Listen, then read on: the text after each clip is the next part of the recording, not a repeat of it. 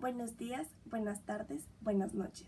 Mi nombre es Salomé Lozano Cristian y actualmente curso el año 1 del programa IB en el Gimnasio Lantanar. El día de hoy hablaré acerca de la filosofía del lenguaje presente en 3 textos respectivamente. El primero es Carta sobre el humanismo, escrito por el alemán Martin Heidegger. En segundo lugar, tenemos el poema El Golem, escrito por el argentino Jorge Luis Borges. Y por último, El Cratilo, el cual es un diálogo escrito por el filósofo Platón. Principalmente haré una contextualización acerca de estos 3 para así comprender su relación. Y finalmente estableceré una conexión que responda a la temática de la filosofía del lenguaje. Empecemos entonces con Carta al Humanismo, la cual fue dirigida a John Buffett en el año 1946. Esta básicamente habla sobre el papel del lenguaje en la esencia del ser y cómo este puede ser interpretado bajo la forma de la lógica y de la gramática.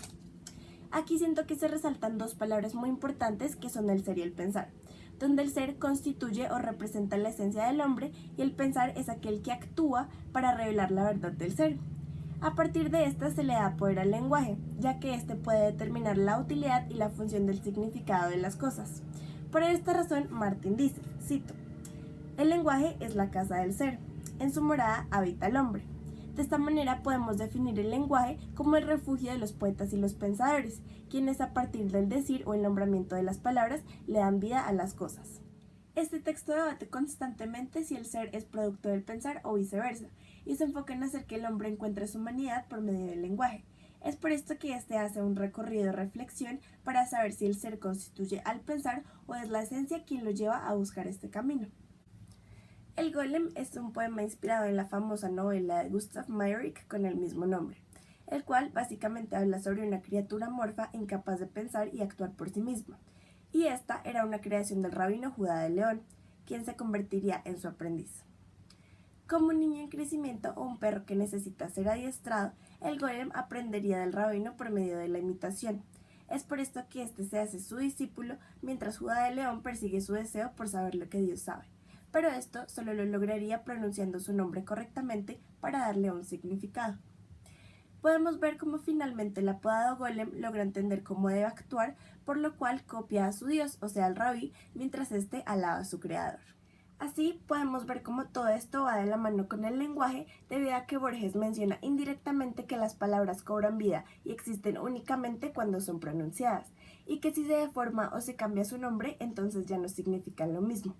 Es por eso que el golem no era definido como un alguien, sino como un algo, y por tanto este no podía crear o nombrar sin antes haber sido nombrado. Cito, el nombre es el arquetipo de la cosa, dice Borges en su poema El Golem.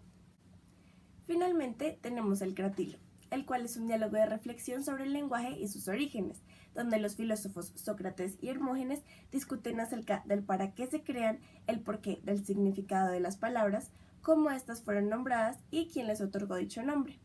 Así, toman posiciones al respecto para darle respuesta a las diferentes interrogantes y ponen como ejemplo un taladro y una lanzadera. Ellos parten de allí para desglosar que sin estas no podríamos ejecutar la acción de taladrar ni de tejer porque no sabríamos qué significan, y por tanto no existirían ni los herreros ni los tejedores. Es por eso que Sócrates dice, cito, entonces, el nombre es un cierto instrumento para enseñar y distinguir la esencia como la lanzadera lo es del tejido. Así, ambos concluyen que cada nombre tiene su naturaleza y esa naturaleza está dada por la esencia de cada cosa. Encontramos entonces que hay una clara conexión etimológica en estos textos, ya que los 3 hablan sobre el lenguaje como una filosofía universal que según el diccionario virtual concepto-definición.de se refiere al estudio de fenómenos inmersos en la verdad, el significado, la referencia y el aprendizaje a nivel lingüístico. Esto le da vida a disciplinas como la comunicación, generando la capacidad humana de entender por medio de la oralidad, la escritura y la gesticulación. Carta al Humanismo define el lenguaje como la casa del ser. El Golem lo describe como el nombramiento de las palabras relacionando su creación con la religión. Y finalmente, el Cratilo menciona que este es el que da naturaleza a todo lo nombrable. Así, se puede concluir que el lenguaje entonces le da sentido a lo que queremos expresar por medio de la unión de diferentes frases, y estas nos ayudan a entender que todo es lenguaje y el lenguaje lo es todo.